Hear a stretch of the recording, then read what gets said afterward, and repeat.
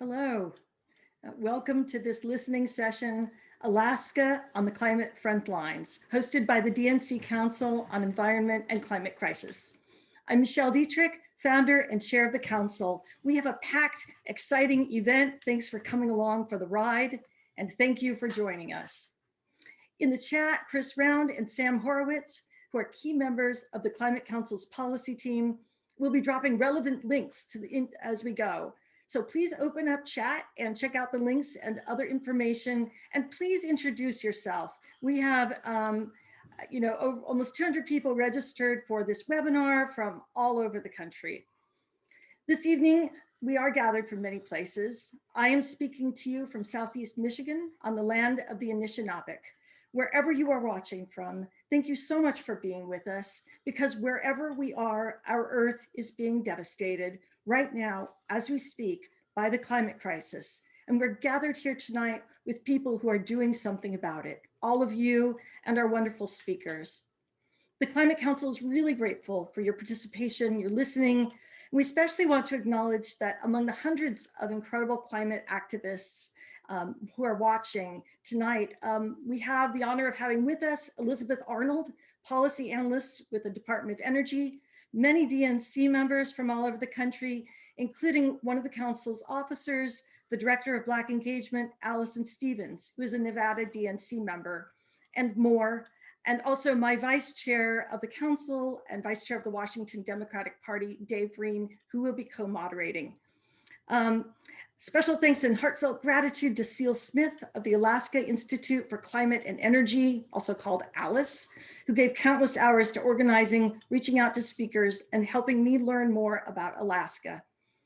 In case you're just now joining us, as many are, this is the DNC Environment and Climate Crisis Council's 9th listening event, Alaska on the Climate Frontlines. And it's now my absolute pleasure to welcome Casey Steinau. Chair Steinau has been a member of the DNC since 2013 and has served as both chair and vice chair of the Alaska Democratic Party. She is a resident of Big Lake, Alaska, a small community about 90 minutes north of Anchorage. As both a 20+ year veteran of the real estate industry and a small business owner, Casey brings a solid understanding of the balance of business and government to the table and comes to the Democratic Committee in politics with a positive attitude, which I can personally attest to, a willingness to work across boundaries, and most importantly, great enthusiasm for the present and future of the Democratic Party and this country. Thank you so much for being here, Casey. Your work at the DNC on climate has been invaluable, and I look forward to working with you going forward.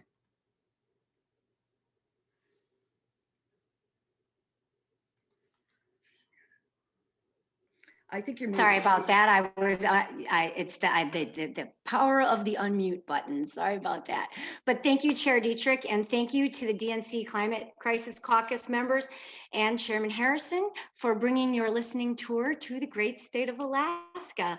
Good evening, good afternoon, good morning. I know your membership is worldwide, so welcome.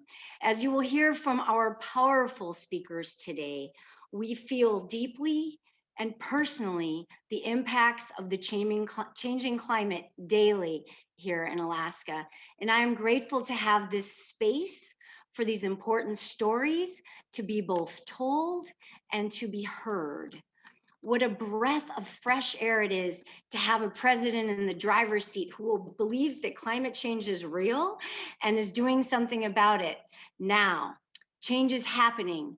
Even the fossil fuel industry is acknowledging changes are coming, as seen in the lack of interest in the ANWR leases. Even the auto industry is looking to electric. They see the writing on the walls. Today, my fellow Alaskans are here to help highlight what has already been written on our planet. Again, on behalf of the Alaska Democratic Party, the warmest of greetings to my fellow DNC members and to Democrats across the globe. Welcome to Alaska. We're so glad you could join us, whatever time it might be. And with that, I'll throw it back to you, Michelle. Thanks. Thanks so much, Casey. And many thanks to you and the other DNC members and our brand new DNC chair, Jamie Harrison, who is already doing terrific work in rural areas and on other issues that are so important around the country. I feel especially fortunate to welcome Meda DeWitt to also make some opening remarks. Meda is a Tlingit traditional healer, ethnoherbalist, multidisciplinary artist, community leader, educator, advocate of Indigenous health practices, as well as environmental stewardship. She works globally as a cultural consultant, Indigenous facilitator, providing in-person and distance delivery trainings on traditional health-based practices through partnership with tribes, health corporations, educational instructions, and communities. Meda, thank you for being here. Goodness, it is an honor to be here today. And as we do our opening, I ask that all of our speakers please help us understand where you're calling from and whose Indigenous land you are on. I am Meda DeWitt, so Dleeka Kleinach, Meda DeWitt, Yuchat Doasak, Tlingit Kleinach, Zetinok, Yuchat Doasak, and I am calling in from Dena'ina land in Anchorage, Alaska, unceded territories. As we transition into a healthy future, we know that our stories from our elders come forward to teach us and how to transition well. We would like to give gratitude to all of our elders. So, Ganesh Chish, Ganesh Chish, Ganesh Chish, Hashagenya, Hashagun, Dikyang Kaul. We give gratitude for our ancestors, those who come before us, those who are here with us now, and those who will come after us.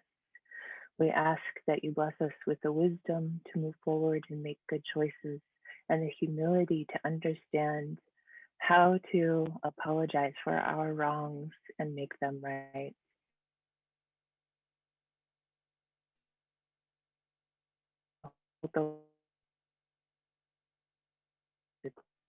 And we ask for mercy so that way we can transition well. Ganesh Chish. We also know from our elders' stories that to transition, we have to take care of each other and be good guardians of the land. Those are the two primary stories from elders from Alaska, Canada, and the lower 48. That the core of who we are is community resiliency, is care for each other and care for our other nations, the plant nations, the animal nations, the fish nations, the bird nations. They're all equally sentient, deserving beings, and it is our duty as humans to care for them, and they will also care for us. I'm looking forward to everything that's being offered today, and I hope that we take the time to listen deeply with open hearts. Thank you.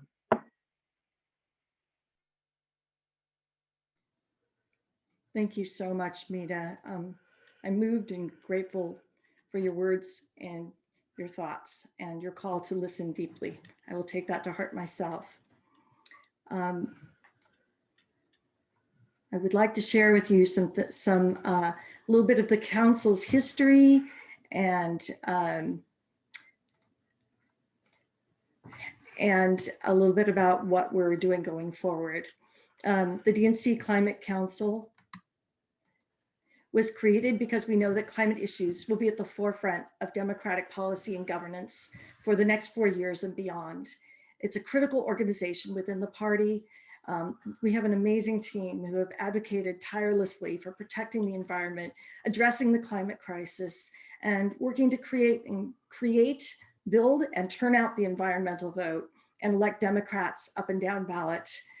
As you know, President Joe Biden has made fighting climate change one of the 4 pillars of his first 100 days agenda and a defining issue of his administration. And I am so proud.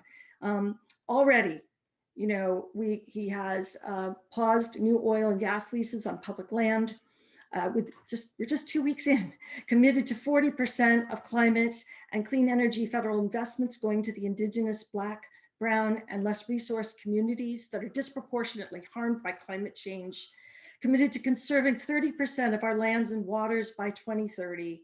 And I could go on and on. I know that our chat moderators are dropping links into chat so that you can go and check out the whole agenda and the executive actions that he's already accomplished.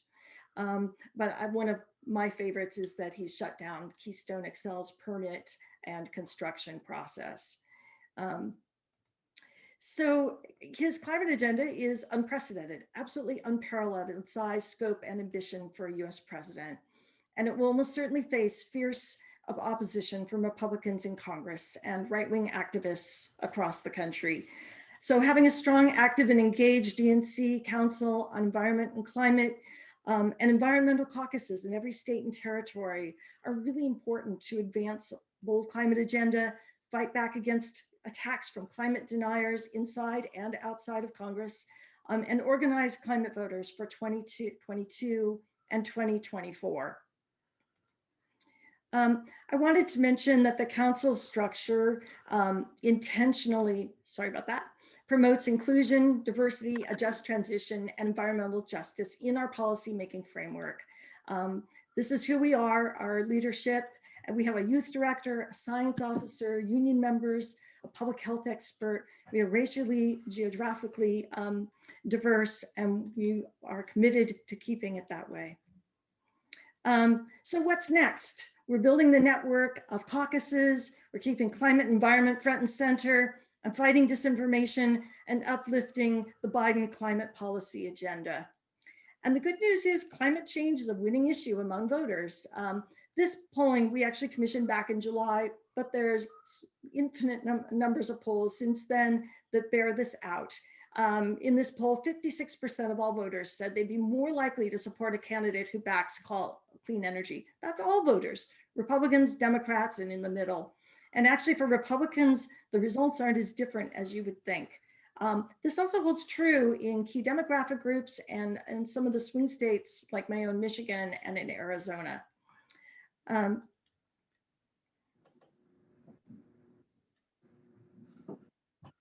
So we can have a green, sustainable, and equitable future with great union jobs and lands and waters that are whole and healed. And now we're going to go to our speakers who will talk about what the policies we need are and the problems that they need to address in Alaska. So a big welcome to Erin McKittrick. Erin is a writer and analyst based in Seldovia, Alaska, a village just beyond the end of the road system. I live off a dirt road myself, so I have a little idea what that's like. She is a director and founding member of Ground Truth Alaska and has been working on Alaska environmental issues since 2005, beginning with the Pebble Mine. Her current focus is on renewable energy, yes, and a clean energy transition for Alaska. She is a director of the Homer Electric Association and on the board of the Renewable Energy Alaska Project. Thanks for being here, Erin. You're welcome. My little part of Alaska is on Dena'ina and Aluptic lands. I want to start with an introduction to Alaska. Alaska is a very big place with not very many people. We have less than 1% of the population of the country on over a sixth of the land area. And so if you put that in the context of the lower 48, people living at opposite ends of Alaska are as far apart physically as people on opposite coasts of the lower 48. And if you look at all those Midwestern states there outlined under the bulk of Alaska, imagine all the infrastructure that's there. This is our infrastructure. Those yellow lines are the only highways Alaska has. Alaska is this string of communities, some medium, some small, connected by networks of boats and small airplanes and snow machine trails. And so many of these small communities, many of them indigenous communities, have to do everything themselves. They have their own little airports, their own little road grids, their own power grids. Even our capital city, Juneau, you can't drive there. And the place I live, Seldovia, if I want to leave town, I have to get on a water taxi for 40 minutes to get to a place where the roads go. And that's not very remote by Alaska standards. And all of that, those challenges make us very resilient and innovative people up here. But it's easy to take that and think, oh, you guys are just kind of the middle of nowhere. Why should we care? Well, we're actually at the middle of everything. So those red lines are ship traffic, and Alaska's in the middle of the Great Circle shipping route between North America and Asia. If you looked at airplane traffic, it would look similar. And as the sea ice melts, there are more and more shipping routes opening up heading north from here. We have a huge portion of all of the US's ocean, more than a quarter of the water. And what goes with that is most of the fish. Most of the fish caught are here, and that's commercial fish. There's also plenty of fish people catch and eat locally. We have a third of the coastline and a third of the federal lands. Wherever you're listening to this from, you own more than half of the state of Alaska. And Alaska is also central in climate change. We have a history as an oil state. Oil used to provide a huge part of our state government funds, now a pretty small part. But the oil that's flowing down the Trans-Alaska Pipeline is still producing a lot of carbon emissions. And we are the most susceptible to those emissions. Alaska, being in the north, is warming faster than the rest of the country. We have billions of dollars of infrastructure built on thawing permafrost that needs to be shored up or moved. We have fires, we have coastal erosion, and we have new emerging threats that people aren't ready for. Thawing mountains are becoming at risk of producing really big landslides that can lead to devastating tsunamis. And we're only just beginning to understand where and how that hazard is going to be going forwards. There's pollutants that have been locked in glaciers for decades that are now melting out and can contaminate ecosystems and humans. And there's entire towns that are at risk of being washed away. These are Americans and American towns. And we've taken a reactive approach in the past. FEMA can come in and can clean up after disasters, but communities need support to move ahead of disasters, to adapt and relocate if they need to before they get washed away. And it's not just the people that need that help. Climate change leads to species extinctions, and species also need to move as conditions change. They can't all do that on their own. So we need traditional land conservation strategies and connectivity so species can move. And we also need to pursue more active strategies when they can't, including relocating species and pilot projects to figure out how we can actively direct the inevitable changes that are coming.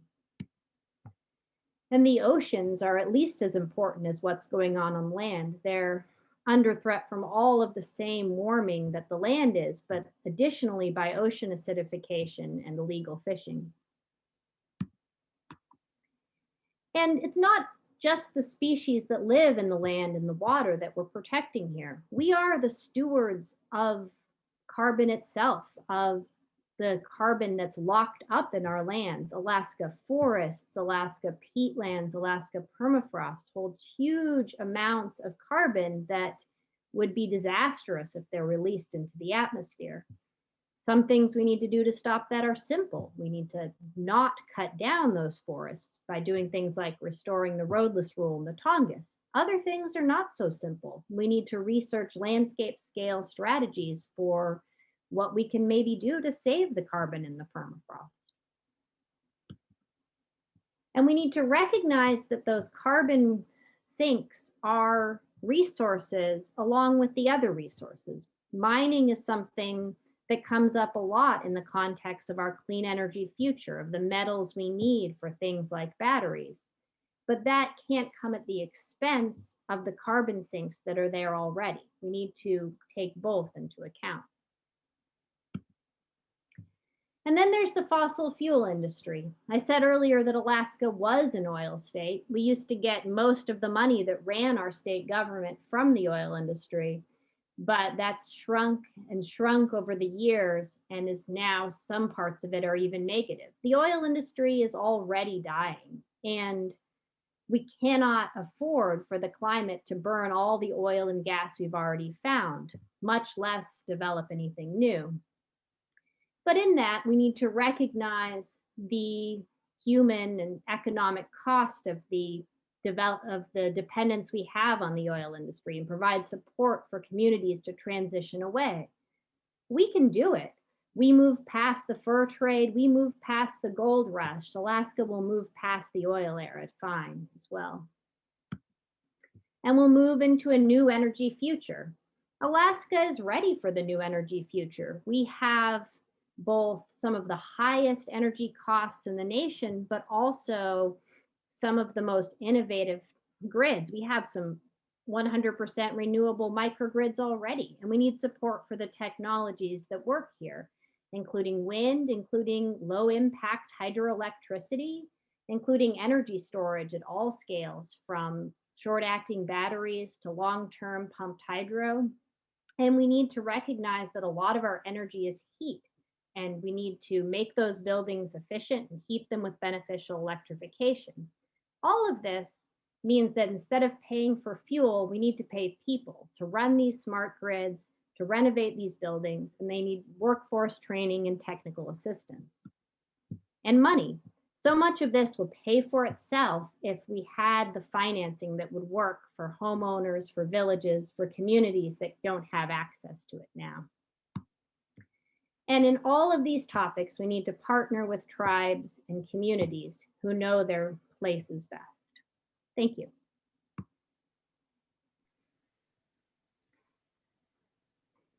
Thank you so much, Erin.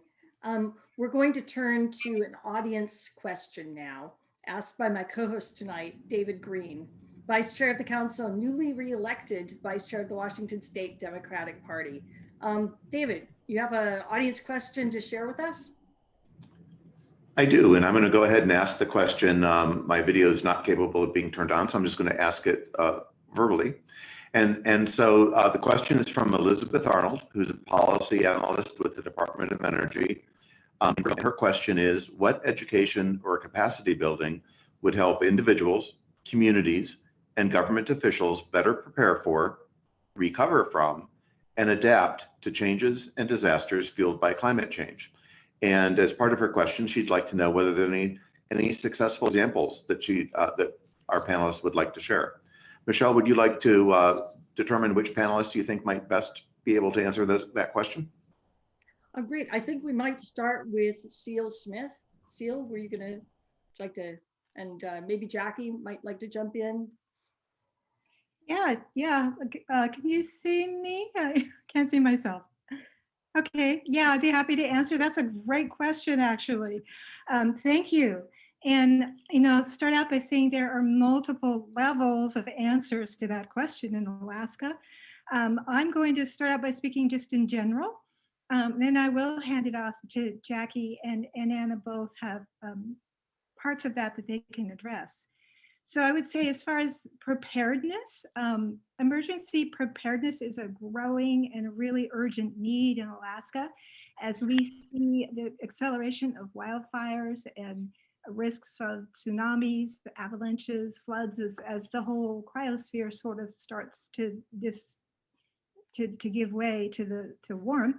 So we think that expanding and accelerating regional emergency preparedness and getting that all the way down to communities, so that communities are actually doing drills and preparing with their local emergency management folks. Neighborhoods are notified and aware of what to do in any of these cases. We're thinking an opt-in homeowner education and emergency preparedness assessment program would be really great. It would go a long way in closing the current preparedness gap. And all of this would require hiring tons and tons of people, putting them to work. On the adaptation front, community adaptation and mitigation, and it's all really very essential. Getting community grants available to support the planning processes. We have some really good models around the state already. And where I live here in Homer, we actually have one of the very first climate action plans in the nation, which is, we're currently updating that. But providing the technical expertise for more communities to do and implement those. And then of course, there's an urgent need to connect the communities with the technical expertise. we're actually talking about creating, a lot of us on this call today are looking into the possibility of creating a climate solutions hub. And we'll compile all our ideas and put them on the Alice website. And with that, I'm going to hand it off to Jackie.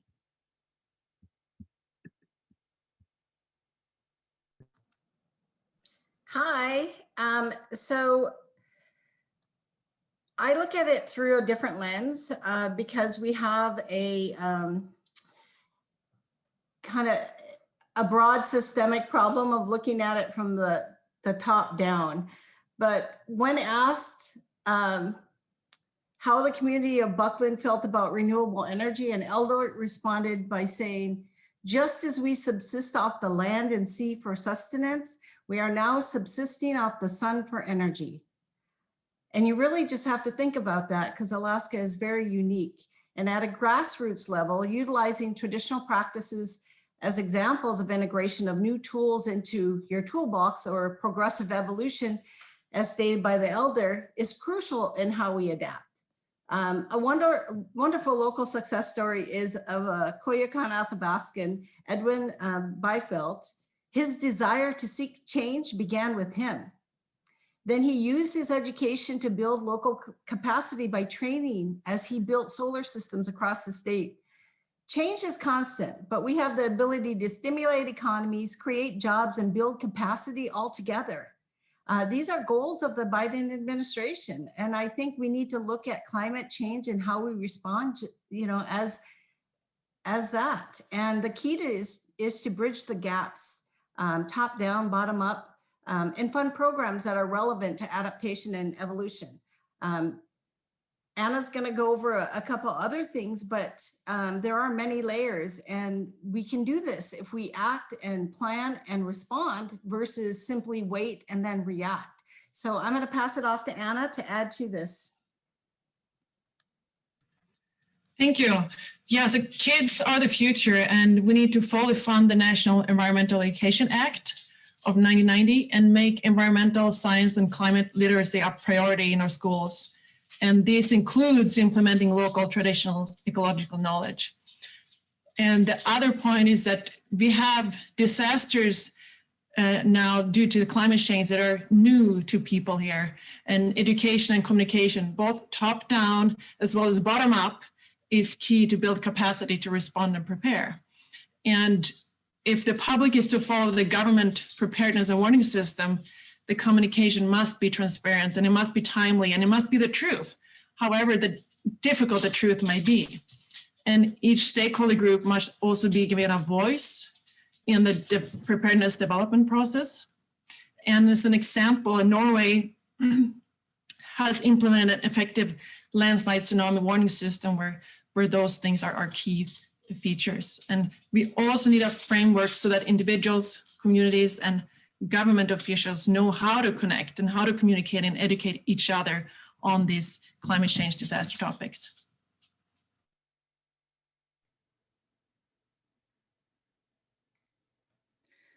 Thank you so much, Anna, Ceal, and Jackie. I have so much want to engage and respond to that, but we have a packed schedule. Those are great questions, great answers, very thoughtful ones, and we'll need to move on. I'm excited to be turning now to John Morton, who will speak on a topic very near to my heart, public lands. John recently retired from the U.S.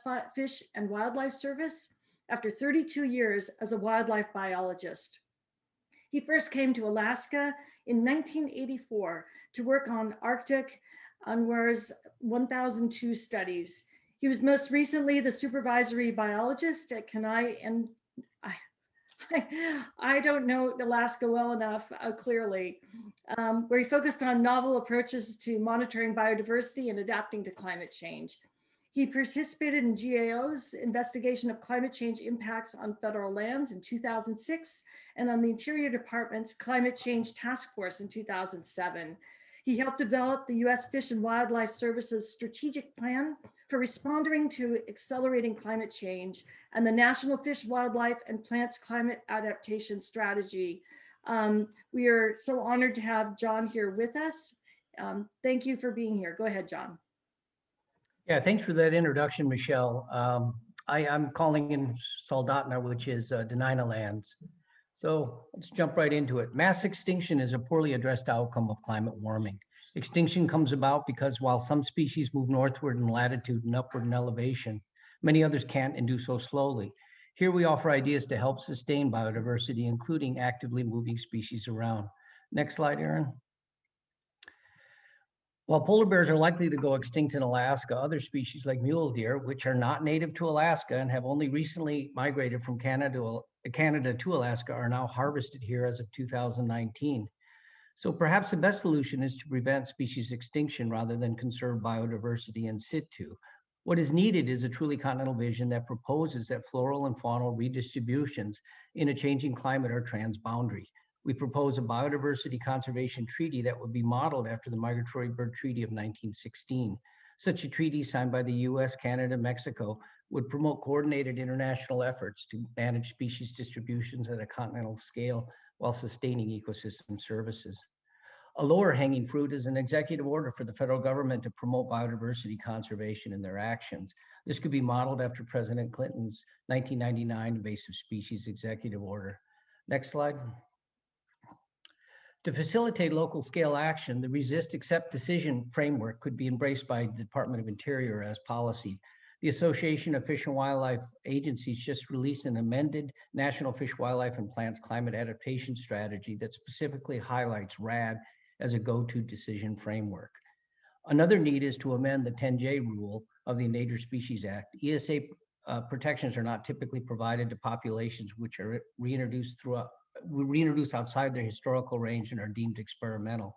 The wood bison in Alaska is a great case study of why the 10J rule needs amending. Next slide. As a threatened species, wood bison cannot be introduced outside its non-essential experimental population boundaries, delineated here by the black lines. Yet after the release to interior Alaska in 2015, telemetered bison headed north, shown by the red line, stepping outside their historic range, a nod to changing climate. Next slide.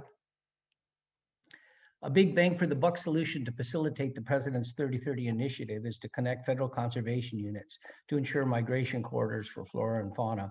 In this example, less than 500,000 acres could contiguously link 64 million acres of existing national parks, national preserves, and national wildlife refuges in Alaska for posterity. Also potentially part of the 3030 initiative, an Alaska National Interest Oceans Conservation Initiative could be established by executive order, citing the Antiquities Act to create several permanent national marine monuments in Alaska's waters. These could be co-managed with Alaska Native tribes similar to the Northern Bering Climate Resilience Area, and even cooperatively managed with other Arctic Council nations. Next slide. Thanks. Lastly, we propose that grant funding be made available for pilot adaptation projects that could be overseen by the USGS National Climate Adaptation Science Centers. These funds would be passed to other federal agencies, NGOs, Alaska Native tribes, and local governments to try reasonable local scale actions that could be scaled up. One example is to test if walruses would use offshore floating or fixed platforms as haulouts in the absence of sea ice. A successful demonstration of one could potentially result in a stepping stone system so walruses could more safely migrate between Alaska and Russia. Thanks for listening.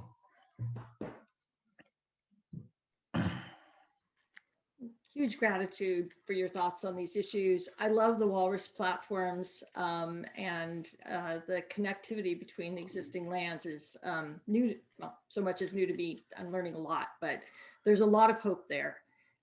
Thank you. Next, we have the privilege of hearing from Jackie Qatalina Schaeffer about village relocation issues. Jackie is a Inupiaq and tribal member of the native village of Katsubu, a board director for Nana Regional Corporation, and a senior project manager for the Alaska Native Tribal Health Consortium. Her work and voice are amazing. She represents the vast indigenous peoples of Alaska. Her service in housing, energy, climate change, and public health allows her a broad perspective on the needs, injustices, and struggles of rural communities in the face of what we know to be rapid and escalating change, climate change, and other kinds of climate change. With a holistic perspective, her work allows her to bridge the many gaps between Western and Indigenous lifestyles. Thank you for being here, Jackie. Thank you. Yeah, I am grateful to share climate change, Indigenous knowledge, and modern science. 229 tribes, 11 distinct cultures, 20 languages, hundreds of dialects, 12 regions across 424 million acres of land, 144 environmentally threatened communities, 43% of all communities in our state. Hilurikpin, Vanga Atika Qatalina, Anironga Kikiktagrami. My name is Jackie Qatalina Schaeffer, and as an INDIPAC leader from Northwest Coast of Alaska, I have personally witnessed the changes in public policy, presidential administrations, climate impacts, and systemic inequities in our communities and our people. The inability to simply adapt and migrate, as our ancestors had for over 10,000 years, is a compounding factor that is most left out of the conversation on climate change. Alaska Native peoples are experts in their climate. We live in a symbiotic, harmonious dance with nature. We have done this for 500 generations. The guiding principle of the forthcoming 2021 Unmet Needs Report states value-based decision-making led by community engagement, informed by Indigenous value systems, and supported by actionable community-specific science is necessary. Acknowledgement, acceptance, and a shift in mindset. Our approach must be holistic, linking energy, transportation, infrastructure, housing, food, and water security, and most importantly, people, to the climate impacts that affect us. The impacts are not just environmental, they are physical, spiritual, and cultural. The beauty of our stewardship over this land is captured in a quote, and I will say one of my favorite quotes by my dear friend, retired Professor Paul Onteguk. We lived in places with such efficiency and grace that later people who have come to our homelands have considered them to be empty of human beings. They've called this a wilderness because they didn't see us in those places. They could not imagine a people could live so well in a land that it would appear untouched by them. And we live with that dilemma to this day. Unpredictability, increased precipitation, drought, flooding, permafrost thaw, coastal erosion, sea level rise, loss of sea ice, rising temperatures, both ambient and subterranean. If we take 10,000 years of our Indigenous knowledge and interface it with the 150 years of modern science, we have the ability to create solutions that can ripple across the globe. Indigenous people and their connection to the air, land, and sea allows vast historical knowledge that proves valuable at this so critical time. How do we do this?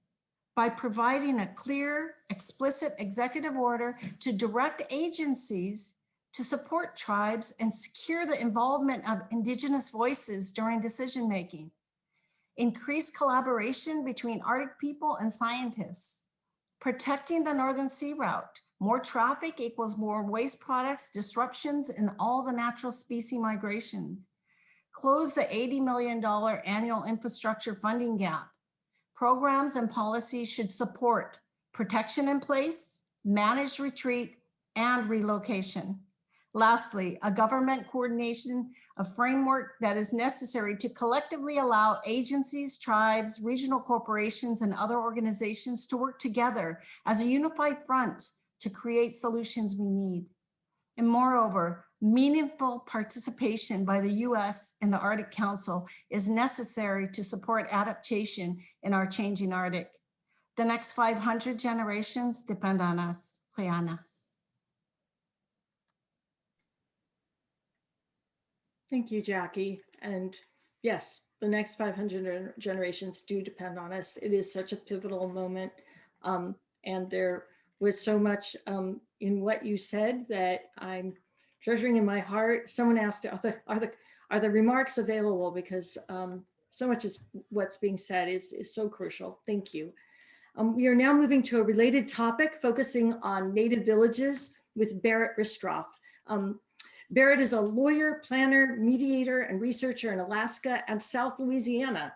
She's the owner of Ristroph Law Planning and Research, which provides services at a reasonable cost to tribes, communities, and agencies related to natural resources, hazard mitigation, government, and climate change adaptation Through her work, she hopes to build bridges between communities in South Louisiana, Alaska, and the Pacific Islands that are struggling with climate change and the need for sustainable development and environmental justice. Thank you for being here, Barrett.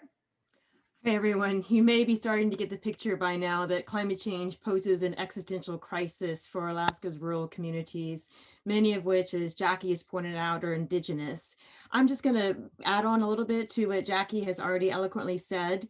I'm speaking about these communities today, not because I'm from one of them. I'm not an indigenous person, but I've been working with a number of these communities across Alaska on relocation and adaptation. I've been seeing firsthand what they're struggling with. So in many ways, these communities are on the edge of America. They're in remote places with no connecting roads, no running water, no police, and few economic opportunities. Most people depend on traditional hunting and fishing for their nutritional and cultural survival. And this is really impacted by climate change, just as the infrastructure of the villages are. All the migratory routes are being shifted and access to hunting is being impeded. And there's thinning ice, which makes hunting a lot more dangerous and difficult. So we have to remember, though, that these communities are just as much part of America as any other community in the lower 48 and the islands. What's happening now is a harbinger of what's to come for other communities. In spite of that, there's no law or agency or big pot of money that's waiting to help America's communities adapt or relocate. If America does nothing and these rural Alaskan communities cease to exist, we'll have lost more than just the town sites. We'll have lost intact cultures, languages, and lifeways that cannot be easily recreated in an urban setting. So it becomes an environmental justice issue, a human rights issue even, implicating the right for these peoples to continue a lifeway that's evolved but remained intact over thousands of years. Right now, the responsibility for addressing climate change impacts is borne by FEMA. The role is mostly one of cleaning up after the fact, after a disaster has already destroyed a village. Indeed, it took a presidential disaster declaration to get the villages of Eagle and Qatalina to higher ground. Now, I'll be the first to acknowledge the unlikeliness of getting some big new law or agency to fix all these problems, but there's still a lot the Biden administration can do. The administration can elevate the role of HUD with simple wording changes to the regulations for community development block grants to better provide for relocation. HUD, with its experience in community building, is in a great position to help communities adapt and move before disaster strikes. At the same time, the administration can support regional leadership by entities like the Denali Commission in Alaska. The Biden administration has taken an important step through the most recent executive orders on the environment and climate change and environmental justice. The new National Climate Task Force should play an important role in assisting communities with adaptation and guiding them through the relocation process. Just to close, as the Biden administration works to restore America to its rightful place as a world leader in the fight against climate change, let's not forget those who are on the edge of America, on the front lines of climate change, who are about to fall in the water and need your help. We urge the administration to work with rural Alaskan communities through the existing means, such as tribal government-to-government consultation, to make sure their voices and lifeways don't get lost in the shuffle. Thank you. Thank you so much, Barrett. Excellent thoughts, and really the slides are so helpful. We're running a little behind, so we're going to move on to Tikaan Galbreath. We don't always think enough about food and agriculture and food security when we think about climate change. I'm a farm owner in an area where agriculture has been hard hit by 50% more precipitation and some devastating storms. And so I am very aware and very grateful for the work that Tikaan does. He is an Alaskan Region Technical Assistance Specialist, an Ahtna Athabaskan, and a tribal member of the Metasta Lake Tribe. And in his role, he supports the 229 tribes throughout Alaska to accomplish resilience through agriculture by assisting in, really, this is so crucial, in access to USDA programming and funding, where there have been a lot of problems with inequity, as well as opportunities through nonprofits. Tikaan is currently engaged with multiple projects focused on food security in Alaska. Thank you, Tikaan. Go ahead. Thank you, Michelle. It's great to be here. Appreciate this opportunity.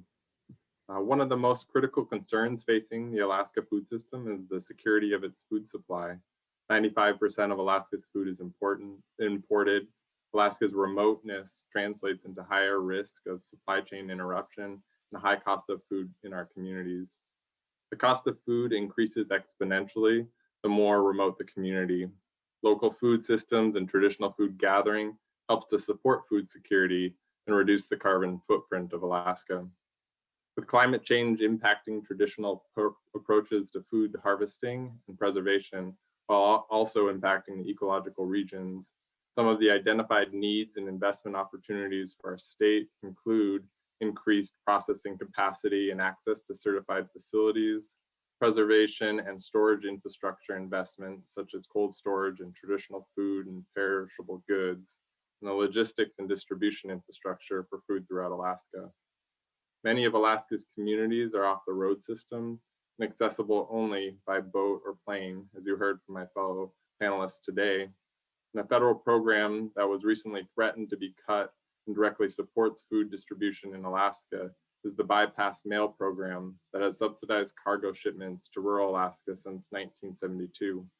Cutting the program would have a significant impact on Alaska, since rural Alaska relies heavily on bypass mail to get food delivered to rural stores and school districts. Additionally, the population of rural Alaska communities are usually low and are often very geographically remote and isolated, which results in infrastructure investment that has a high cost per capita. The scoring parameters often favor low cost per capita and cost benefit analysis, making it more likely that investments are made for larger communities and that the investments are not seen as financially feasible in rural Alaska communities.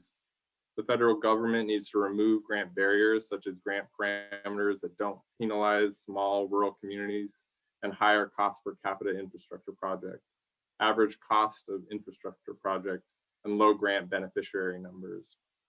Furthermore, many federal grants require substantial matching funds, which inherently prohibit smaller tribes, organizations, and municipalities from accessing these resources. A potential solution might be to reduce match requirements on federal grant programs or offer a subset of grant opportunities for limited resource communities. This could help eligible limited resource applicants in accessing useful funds for food sovereignty projects. As an act of individual and community food sovereignty, many Alaskans engage with subsistence activities. Food security, as it relates to subsistence practices, unfortunately, is caught between industry interests and the impact of climate change. This can be highlighted well with salmon. Salmon are a unifying resource for Alaska, yet the Pacific Salmon Treaty and commercial harvesting of salmon take priority over state-managed subsistence fisheries, which are frequently closed when the returns are low. As a result of climate change, the salmon face new threats such as increased water temperatures, and the water temperatures have contributed to mass die-offs in some cases. And throughout the state, we have seen a decline in their size. The state manages harvest quotas by a number of fish caught, which recently has had an impact on our families who rely on salmon to feed themselves. All of this translates into less fish into family freezers and a higher food insecurity. Finally, local food requires local knowledge, and there is a strong association between engagement and utilization of local foods and the knowledge that is passed down within the community. Education pathways, resources, and technical knowledge is an additional needed investment for our state that could be accomplished through increased funding to federal agencies that support the development of these materials and opportunities. While there's much risk to Alaska's food security, there's also great opportunity for investment into a regenerative economy. For Alaska's food security, it is important that the federal government continue to work to increase equity and eligibility for federal programs, that there is an investment in the required infrastructure, and that we work collectively to increase the resiliency of our food systems by localizing production and processing as much as possible. Appreciate the time today. Thank you very much. Thank you for the gift of your time and your thoughts. And I just want to underscore and applaud the importance of what you said about, it's important and there's huge potential in supporting Indigenous, Black, Latinx farmers and supporting small scale, sustainable, low carbon farming practices and in respecting and conserving the land and water. And thank you for going into some of the things that we can absolutely do in order to do that. David, I'm going to turn this over to you, my co-host, since I think we have time for one more question from the listeners. Thank you, Michelle. And we have a question from Linda in California. One of the most urgent challenges for the Arctic is to slow the releases of short-lived climate pollutants, especially black carbon and methane, that accelerates the melting of ice and snow. What are the key steps that the Biden administration can take to address some of these pollutants? Erin and Anna, what are your thoughts? And then after Erin and Anna, maybe you can on this. Hi.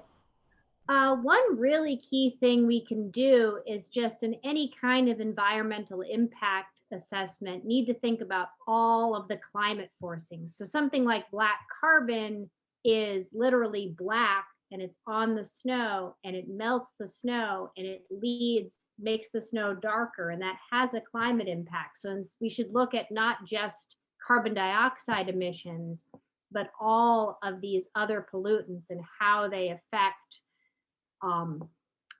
the whole climate picture, which includes really color as well as what's in the air. Anna? Mm-hmm. Thank you, Erin. Yeah, I think at this time, considering that the Trump administration rolled back a lot of environmental protection regulations, I think that's step number one, which I know Biden already started working on, but also go beyond that and see what else can we do in reducing emissions of not just carbon, but also the black carbon that Erin mentions. So yeah, thank you.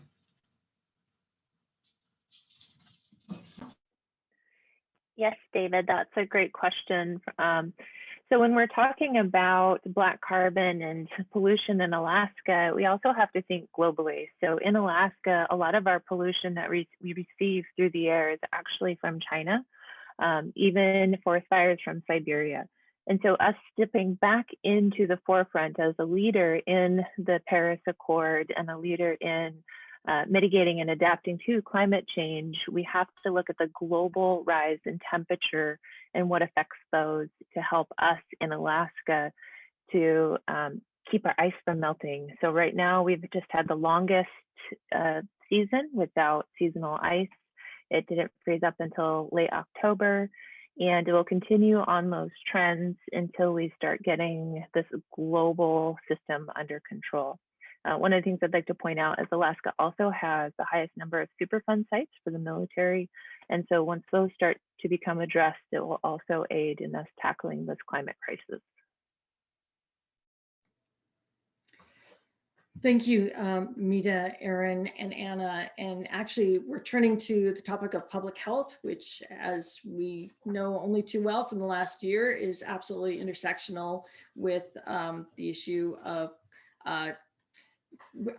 climate, COVID, air quality. I'm pleased I get to welcome Meda DeWitt back to the mic. Excellent. Thank you, Michelle. And so Alaska, like we were talking about, and we keep reiterating, is an extraordinary large space. If you look at this over the United States, you can see that even if Texas was cut in half, or Alaska was cut in half, Texas would still be the third largest state. So not only that, but we have a diverse ecoregions. So we have tundra, we have Arctic transition zones, boreal forests, subarctic tundra, temperate coastal rainforests, and temperate coastal meadows. And diversity is not something that's a detractor, but it's a valued part of who we are and our strengths.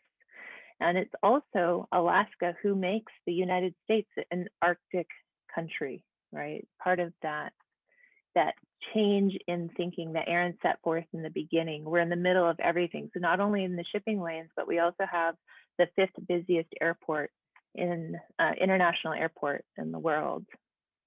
And so we're a key player in meeting goals, the Paris Climate Accord 30 by 30 and the Thrive Agenda. Oh, change please, Erin. So our diversity is also shown by the amount of tribes Jackie spoke so eloquently about earlier. We have 229 tribes out of the 567 registered tribes in the United States. And we have multiple different languages and people who are part of our entire community. So unlike the lower 48, we do not have reservations. We actually only have one area that's classified as a reservation, but in Metlakatla, they like to consider it more of a reserve. So our communities are integrated. And so when we start talking about public health, we start looking at one of the, oh, Erin, please go next. There we go. Climate change is the biggest health threat that we will see in our lifetime. As Michelle just mentioned, we have COVID and we've seen the effects of COVID, and we're actually, with climate change, anticipating that there will be more pandemics. And a significant factor in our response to COVID is our air quality, is our nutrient levels in our body, is our baseline sleep and stress that we carry. And those actually make a difference in how we're able to respond and transition through these health events. Go ahead and next. So science is catching up with what our elders have told us. I said that, you know, in the beginning, our elders have stories even pre-contact of what was coming and what we will be dealing with. And according to Wilson Justin, who's one of our beloved elders that we work with on a regular basis, climate change started at contact because that's when our relationship with the environment went out of balance. And because we do not live independently of the environment, then it also puts us out of balance. We could talk about the health we had here in the past that takes longer than 3.5 minutes. So how climate change affects our people. Next, please. Erin, thank you. So solastalgia is also known as climate grief, and it's one of the things that Indigenous people have been dealing with since contact, because we were transitioned out of many of our homelands and into places that we had to adjust and live on reservations in the lower 48 or adjust where we live up here in the state. And this is only intensified by the changing climate. You know, we have our communities rely on ice and frozen rivers and ice to transition between communities, right? Receiving food and goods and travel. So it used to be 40 years ago, we had 9 months of freeze up and a couple weeks of break up. I mean, 9 months of winter with a couple weeks of freeze up and a couple weeks of break up, and only about 3 months of summer. And we've transitioned into the extension of our summers and more freeze thaw cycles in the winters. So what this has done is decreased food security, damaged infrastructure. We have the economic costs that a lot of times nobody knows how to cover. We have challenge in our water quality and storm events that we are currently losing communities into the ocean as we speak, with 80% of our communities going to be affected in some way by climate change. We also have reduced air quality and compromised homeland security. Next, please. So what they've looked at or found in the research in solastalgia and climate grief is action feels better than anxiety, which I think we can all relate to within this last year of working with COVID. Next, please. So our traditional stories have taught us about this time. Our world is on the verge of societal and environmental collapse. We are faced with options of collectively transforming or collectively going extinct. Our elders have taught us that there's no going back. These stories lay out actions necessary to survive and eventually thrive. We have to, like I said in the beginning, protect each other and protect the land, and that's how we move forward. They also talk about the use of plants and plant medicine and how by bringing together these two worlds of technology and traditional ecological knowledge and our plant sciences, we will find the keys necessary to ensure a healthy future. Next, please. So a few things that we can do now is partner with existing tribal health systems to implement rapid response actions to climate change. For those of you who aren't familiar, we have the Alaska Native Tribal Health Consortium, and they provide services throughout the state, and it's in-clinic services as well as community and environmental services.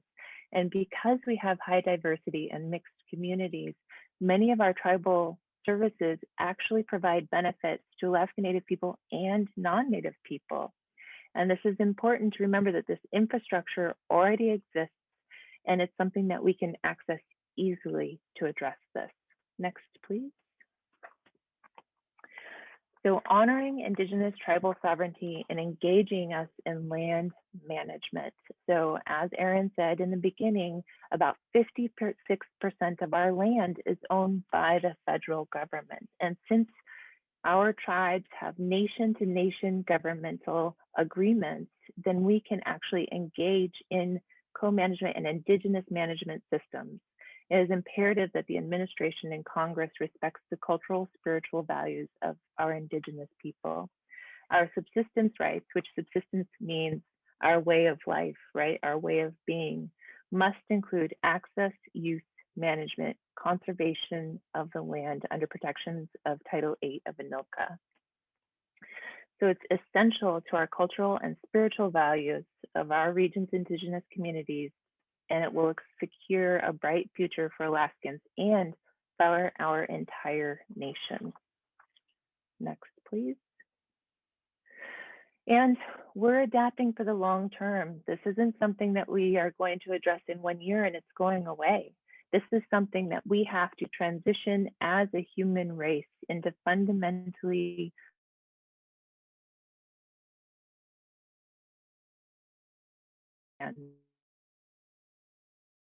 knowledge, STEM, and trades as core curriculum in our schools, right? Federal mandate to implement local traditional ecological knowledge, STEM, and trades as core curriculum in all U.S. schools for all of our children.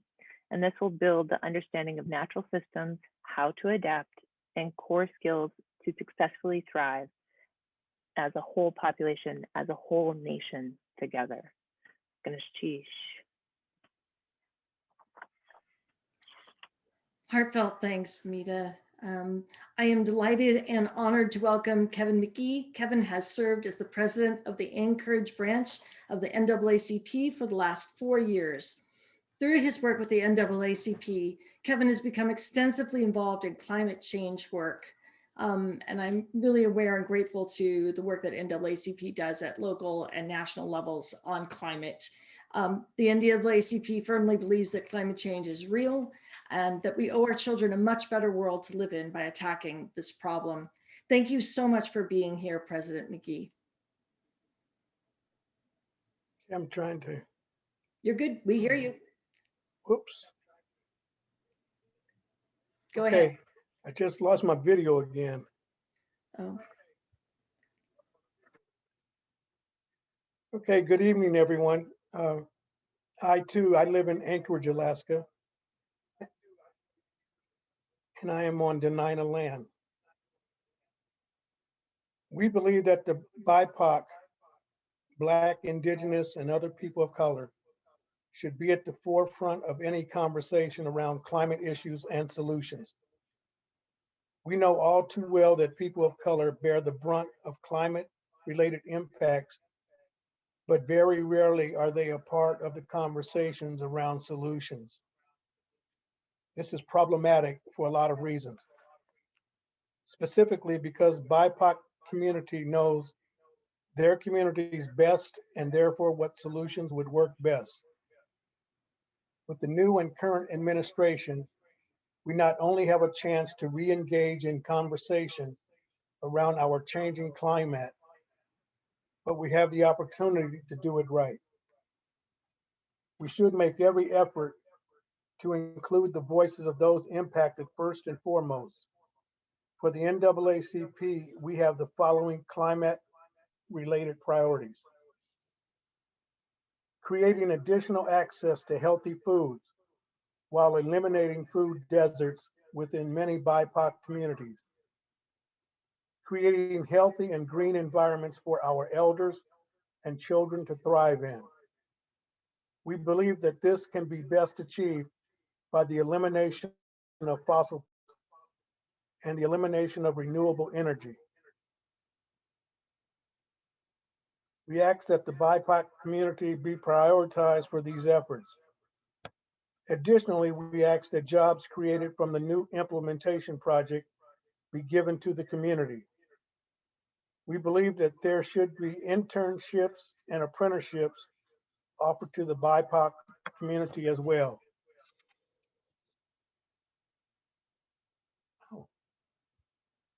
NAACP also stands with the indigenous community and proclaims no to Pebble Mine, no to Anwar, and no to any other projects that threaten their way of life. We proudly stand in solidarity with our brothers and sisters and ask that this administration continue and do the same. We understand the importance of healthy communities and the importance of being able to actively practice culture. We thank you for hearing our requests and taking them into consideration. In closing, I ask that all of you please let the BIPOC community be involved in crafting solutions from beginning to end. We ask that you prioritize the longstanding issues expressed by marginalized communities. Lastly, I ask that more money be invested in the BIPOC community for longstanding solutions. Invest in our communities as we invest in this country. Thank you. Thank you for the gift of your time and for your great work and your insights. Kevin, it is my honor to introduce Beth Kerttula, a lifelong Alaskan and attorney, the former president of the Alaska Bar Association, former assistant attorney general to the Alaska Coastal Management Program, who served 15 years in the Alaska State House. She's also the former director of the National Ocean Council at the Executive Office of the President in the Obama administration and a family caregiver for 6 years. Thank you for being here, Beth. Start. Thanks so much. Can you see me? Yes, we can. Thank you. Okay, so it's hard to figure out how to put Alaskan ocean issues into 3 minutes, but I'm going to do my best. And I'm Beth Kerttula.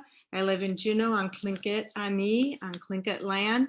And if I could have ceded all my time to Jackie and Meda and Barrett, I would have done it, because I believe strongly that one of the best and greatest things that the Biden administration could do is on this first bullet.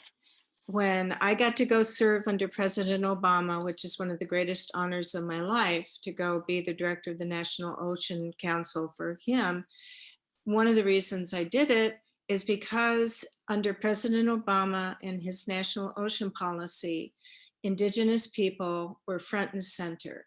They weren't just at the table. They actually were front and center with the states and the federal government in making decisions over the ocean. And we must have that. We must have their traditional ecological knowledge or we will fail. They know, as Jackie said, 500 centuries more than we will in Alaska if we don't include them. So it's critical. The second thing that I believe is critical is also in the first bullet, which is under any definition of environmental justice, it is not acceptable to allow communities to go right into the ocean and not assist them. And because of the bureaucracy that's been stopping the aid, They have not yet all moved. And in 2009, the GAO, and I'm going to read this, the GAO had a report that said the villages of Qatalina, Nutak, Qeqtuluk, and Shishmaref will likely need to move all at once and as soon as possible, since they continue to suffer flooding and erosion and will have limited emergency evacuation options. So in my opinion, you know, it's just wrong that so many years later, we're still in this mess, and it shouldn't be happening.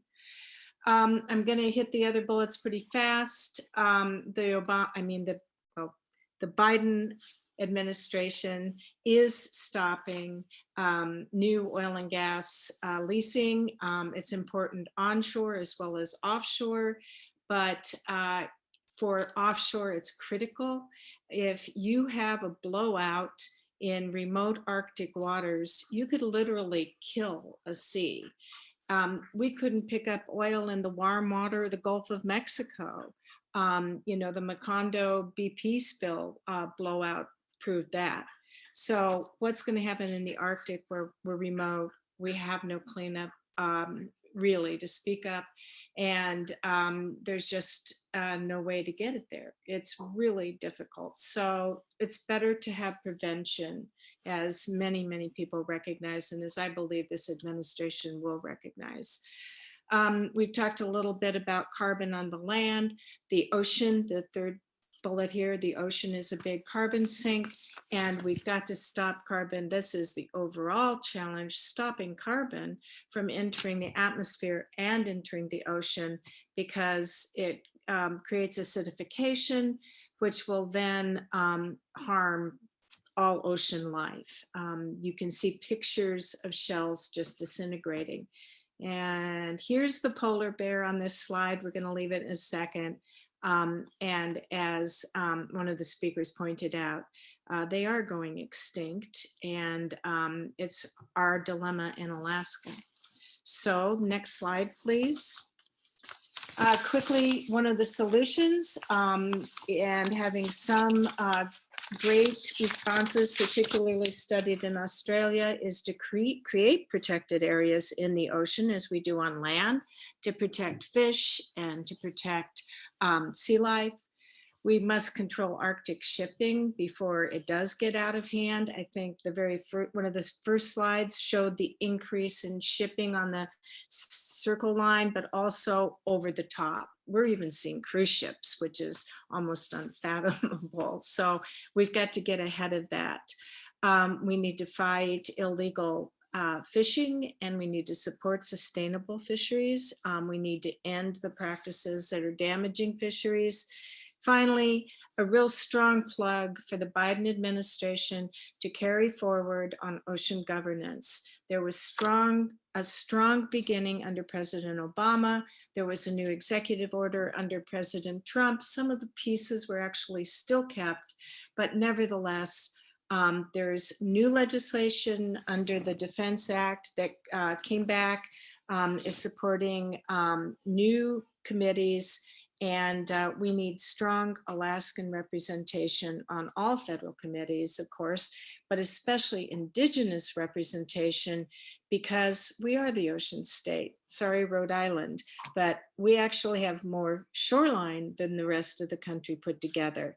And we are ocean. So thank you so much. My honor to be here with other Alaskans. Thank you very much, Beth. We are moving to a topic that many, I think, especially people like me in the middle part of the country, don't necessarily associate with climate change, but we should, as Anna Liljedahl is going to show us. Anna is an associate scientist at Woodwell Climate Research Center, and she lives in Homer, Alaska. And she's going to talk to us about geohazards. Thank you, Anna. Thank you, Michelle. Yes, I'm here in Homer on the Naina lands. Yes, if we do not prepare for climate warming geohazards in Alaska, the damages are estimated to be in the billions. And that is just the dollar value. That does not consider the value of the well-being that might be reduced. So I think a really important piece here is that for federal funds to become available to Alaska communities, not just for emergency, the reactive phase, but also for the preparedness, we need to make sure that Alaska communities are eligible for these federal funds. So that means that we need to go beyond the economic dollar-based cost and benefit analysis framework, because a lot of Alaska communities does not meet that criteria. So I know there's work in progress there, so that needs to continue. And on the top of the list of that has been identified is flooding, but permafrost thaw is number 2. So that starts with that. Erin. 80% of Alaska is underlain by permafrost, and that it is warming and it is already thawing. It's causing damage to roads and infrastructure buildings. It's eroding our coastal shorelines. And here, we really need to develop practices, engineering practices that have regulations and that are specific for these cold regions, and how to design buildings and communities in general to make them more, so they can pass through the warming climate in a safer way. And one idea, for example, we have flood insurance, but there's nothing called permafrost thaw insurance. And I think here it's also important to provide solutions, working together from the federal government, state government to the community level, and find solutions that works for the communities in both building techniques and relocation solutions here. And Alaska Cold Climate Housing Research Center is one great resource in the topic here. Next. The projected climate for Alaska shows that we will have more severe weather extremes, that there will be more common and have longer time duration. And these include drought, so low precipitation periods, which will result in more fire and more intense fire in places that we might not have seen as often before. Also water shortages. So here we need to make sure that we prepare for this new fire system. And also, we also make sure that communities have looked over and reviewed their water supply, that it's meeting the new weather regime in the future. And it's already been experienced in communities in Alaska. Next one.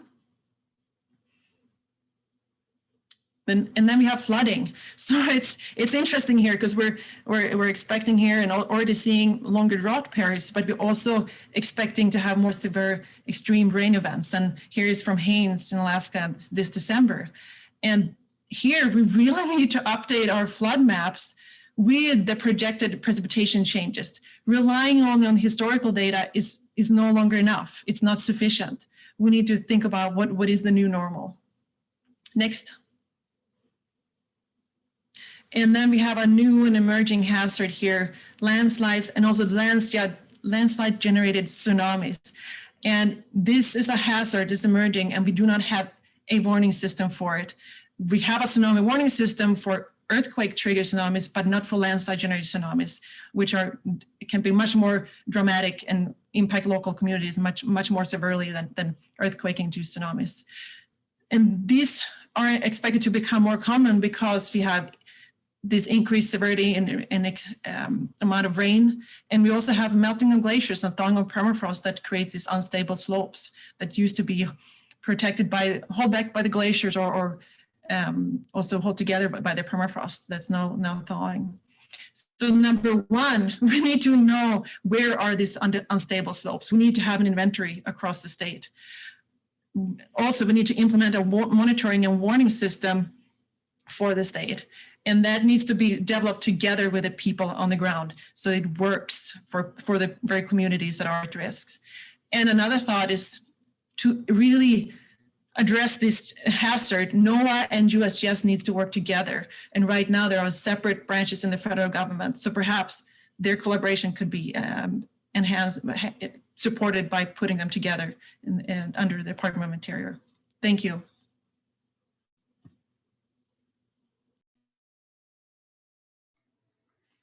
Thank you so much, Anna. I just want to say we are running a little late because there's so much important to say about Alaska and climate. We have coming up comments on mining, on toxics, and on forests and the Tongass. So next up is Guy Archibald, who will share his thoughts on mining, an analytical environmental chemist and microbiologist with 20 years experience. He has worked on implementing the Community Right to Know Act and has been with the Southeast Alaska Conservation Council for 11 years. Thank you so much for being here, Guy. All right, thank you for having me. I'm coming to you from Aquan lands within Qitalina, or what the Postal Service refers to as Juneau, Alaska. Thankfully, the administration is committed to act on two fronts to combat climate change: cutting greenhouse gas emissions and protecting natural carbon sinks that remove carbon from the atmosphere. Cutting emissions by transitioning to renewable energy and electric transportation is going to require an enormous amount and increase in the production of metals.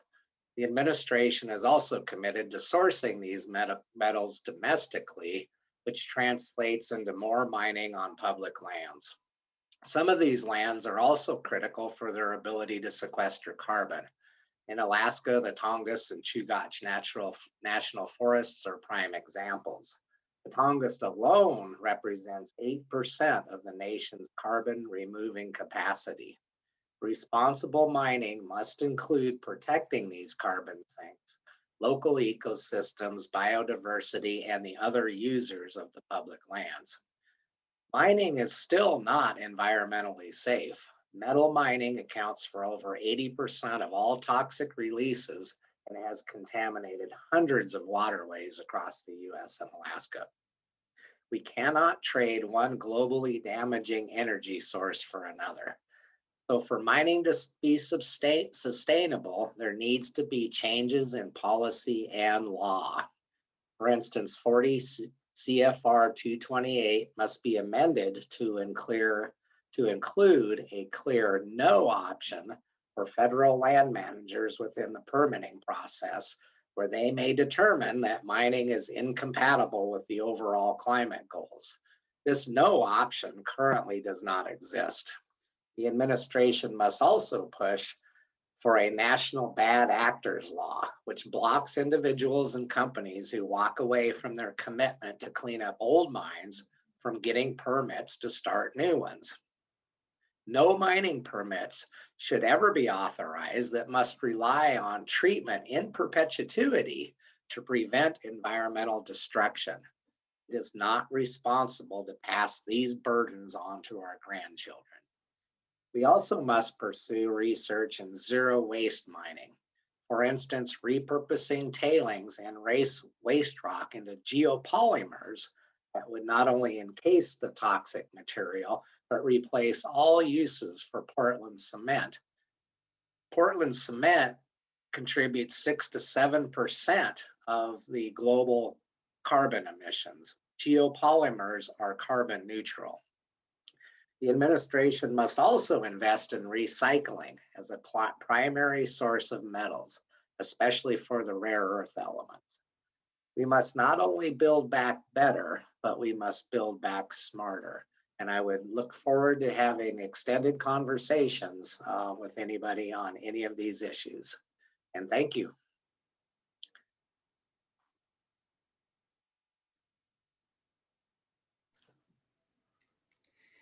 Thank you, Guy. Coming from a state with its own history of mining, especially in our Upper Peninsula, I definitely have a great appreciation for your remarks. Pamela Miller is here to talk about toxics with us. Pamela is founder and executive director of Alaska Community Action on Toxics, ACAT, which is an environmental health and justice research, policy, and advocacy organization. She brings 30 years of experience to her present work, serving as principal investigator for community-based participatory research projects, which is awesome, funded by the National Institute of Environmental Health Sciences. Among her honors are a Meritorious Service Award from the University of Alaska and the Alaska Conservation Foundation's, I'm going to mispronounce this, I apologize, Olaus Muri Award. Thanks, Pamela, for being here. Thank you so much, Michelle. And thank you everyone for hanging in there and listening to all of us. It's really an honor to be a part of this event. And I'm calling from the unceded lands of the Dena'ina people in Anchorage. So we've heard from others that Alaska is warming faster than any other state in the US. And Alaska and the circumpolar Arctic are warming at least twice as fast as the rest of the planet as a whole. And to build on what Meda said, I would like to address an aspect of climate warming and build on what she said that is often not talked about, and that is the public health consequences associated, in this case, with increased exposure to contaminants. We know that climate warming is exacerbating the mobilization and transport of persistent and toxic chemicals both within and into the North and into the Arctic. We see accelerated melting of sea ice, permafrost, and glaciers. This is mobilizing sequestered contaminants, including industrial chemicals and mercury, microplastics, and these are obviously threatening the health of our oceans, fish, wildlife, and peoples living in the North. The Arctic and the North is a hemispheric sink for these persistent industrial chemicals that are transported into the North on wind and ocean currents from lower latitudes through a process called global distillation. And these chemicals do not respect political boundaries. They don't respect wilderness boundaries. So we have to address this at the international level. And thus, as with direct actions to address climate change, this requires concerted international action as well as cooperation. We also know that Arctic indigenous peoples have some of the highest levels of these persistent pollutants of any population on Earth because of this process of global distillation. Exposures to these chemicals are associated with a range of health effects that I don't have time to go into detail about, but immune system impairment, very important in a time of COVID-19, harm to the developing brains and neurodevelopment in our children, endocrine disruption, cancers, metabolic and reproductive disorders. And these have multi-generational effects because these chemicals can be passed from mother to child through generations. And our studies in the Bering Sea actually show that traditional foods are contaminated with high levels of chemicals, including such chemicals as PCBs, pesticides, and mercury from local as well as global sources. So it's important to remember this carbon cancer connection as we're talking about climate change. Meaningful action on climate and toward a just transition means protecting the health of traditional foods, food security that we've heard about, and addressing the public health consequences in our communities of climate warming, some really being unique to Alaska and the circumpolar Arctic, preventing further harm to health. This includes protections for workers who are also on the front lines and addressing some of the long-term health consequences in the oil, gas, chemicals, plastics, and mining sectors. The petrochemical industry projects exponential increases in the production of chemicals and plastics over the next 3 decades as they see a transition to renewable energy, reducing the demand for oil as an energy source. Thus, petrochemicals are really becoming a huge driver of global oil and natural gas production and use, and major sources of climate altering emissions.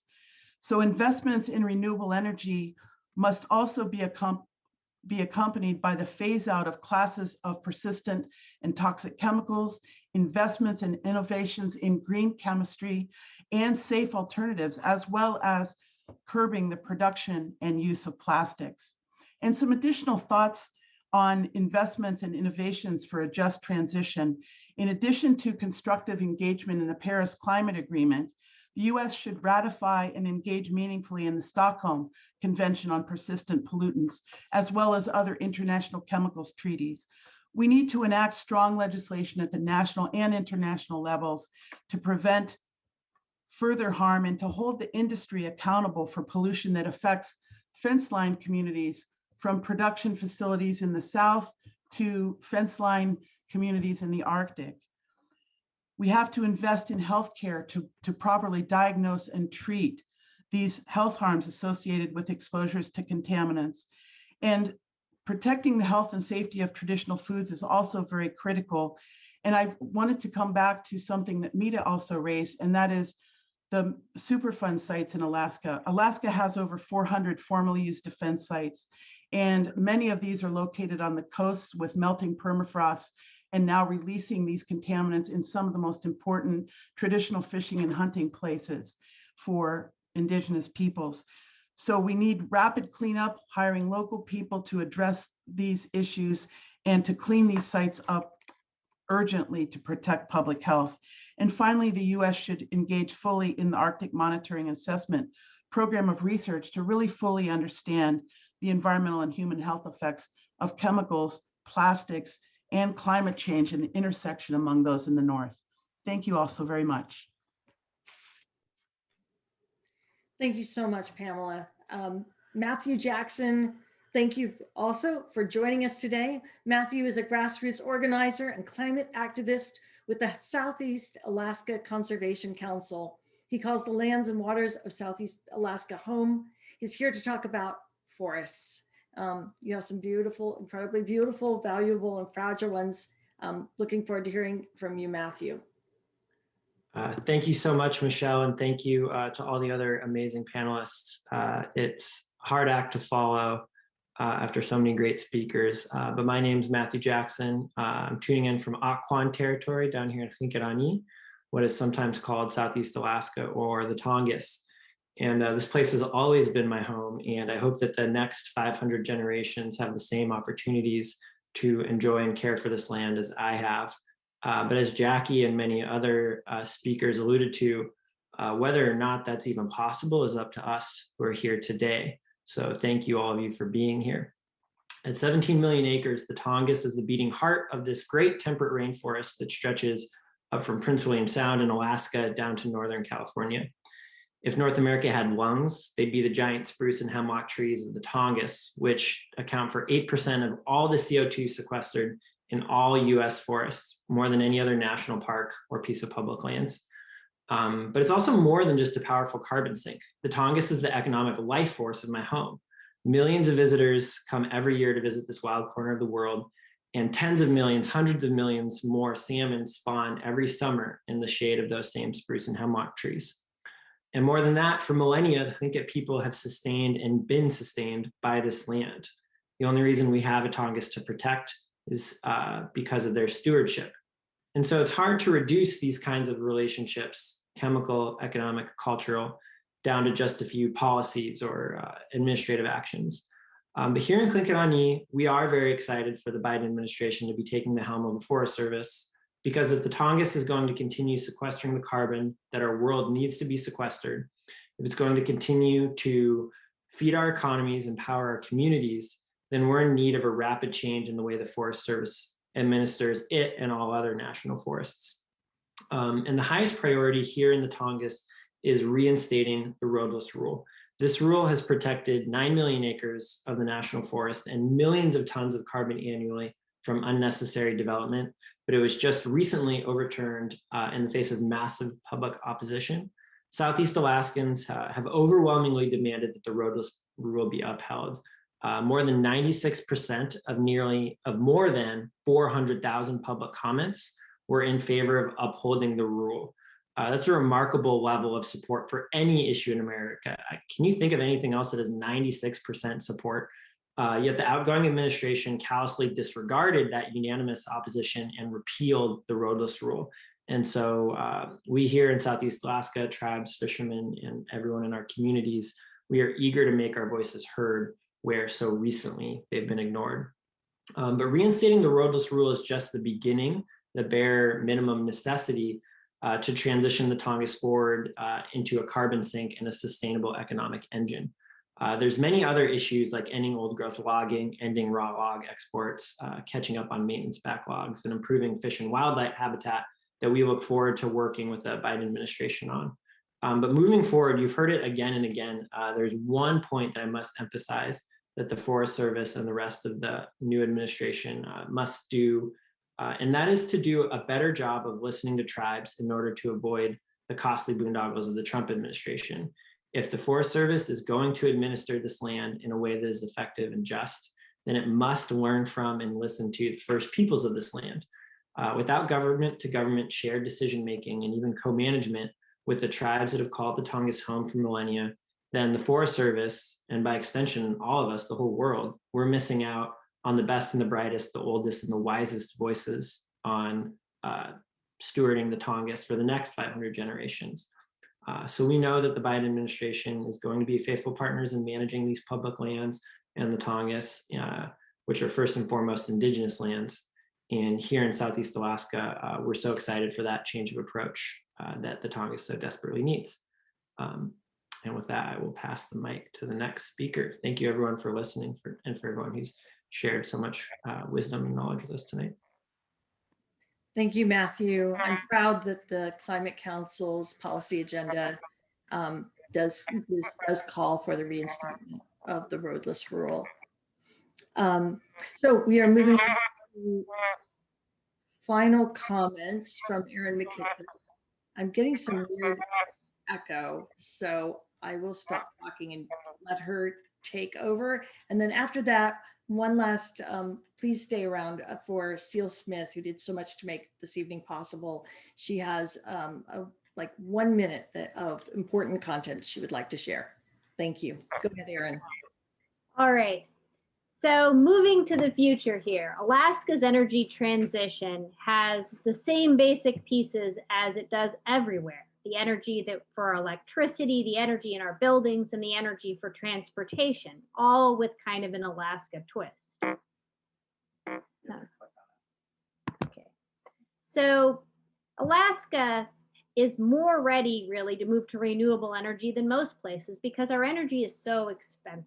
Our biggest grid runs on natural gas, 3 times the cost in the lower 48. Our small village grids run on diesel that's got some of the most expensive energy in the nation. And so we need support for the technologies that work here. That includes wind and that includes low impact hydro. We've got a lot of water in mountains and a lot of places where that can be done without harm to fish or the climate. We need energy storage to integrate renewables into these very small grids, small balancing areas. And that includes short-term like batteries, long-term like pumped storage hydro. And we need to modernize these microgrids to take advantage of all of this. And that involves people. Right now we pay for fuel. Instead, we need to pay the people that they can learn the skills and they can run this and they can then have an energy subsistence, like Jackie mentioned earlier, learning how to use the resources that are around them. And we need to recognize that in Alaska, in general, it's cold. 87% of the energy used by households here goes to heat. And we need to improve the efficiency of our buildings so they don't need quite as much heat. And we need to heat with clean energy. Right now, pretty much every building in the state heats by burning something. We need to make our electricity renewable and then heat these buildings with that renewable energy through beneficial electrification, like air source heat pumps or ground or seawater source. And this pays for itself, really, in the end, and it creates a lot of jobs along the way because you need people right there to work on those buildings. And transportation, in the push to electrify cars, we need to not forget all the other parts of transportation that are critical to our state with very few roads. We need those cars, but we also need to electrify ferries and skiffs and small planes and four-wheelers and snow machines, and all of those really are critical for people to get around. And so much of this will pay for itself if it could get off the ground. We need easy financing from all scales, from homeowners to communities to small utilities. It should be easy for people to insulate their homes, put on solar panels, get a heat pump. There should be funds for communities. Some really innovative ideas come out of communities, but they aren't always eligible for the same financing or grants that other entities are. And there you need technical assistance for these often just strapped with keeping up with things, communities to be able to implement this. And that's what I got. And what you got is very, very good. Thank you so much, Erin. We're going to move on to Ceal Smith, who again did so much to make this happen. Huge thanks to her and to the Alaska Institute for Climate and Energy. After Ceal, I'm going to say 30 seconds of thank yous to everyone and make a big announcement about our next event of this kind. Ceal, the mic is yours. Thank you, Michelle. And thank you for making this possible. None of us would be here if it hadn't been for a little bumping into each other on Twitter, I believe it was. So thanks so much. And, you know, listening to everybody today, the Alaska story truly is amazing. I'm impressed. And, you know, the accelerating effects of climate warming is driving our sense of urgency for a planet protecting carbon neutral world. And I hope we can take a message to the rest of the country. We're ahead of the curve. We're experiencing things that are coming soon to you. And we feel this opportunity is immense. And we have the chance to restore and repair and rebuild and reboot our relationship with ourselves and with the planet. And it really is a historic time we're in. Alaskans excel in the face of challenge, and we pride ourselves on being tough. Yeah, you got to be tough to live up here, adaptive and resilient. And we have extraordinary expertise to offer in climate science and microgrids, cold climate housing, indigenous knowledge that make all of this, what seems impossible, possible. And, you know, we're currently caught up in a gap between the old energy and the new. And as the global economy descends around us, our economy is in shambles. But with a little bit of help, we feel like we're ready to gear up for a new energy future, roll up our sleeves and get to work. And we're happy to have partnerships across country with the commission. And I want to just thank everybody, all of our frontline Alaska climate superheroes, for their time and their expertise today. And we're going to put all these ideas together in a paper, and that will be available on the ALICE website, which will be is listed in the next slide. Thank you. Thank you, everybody.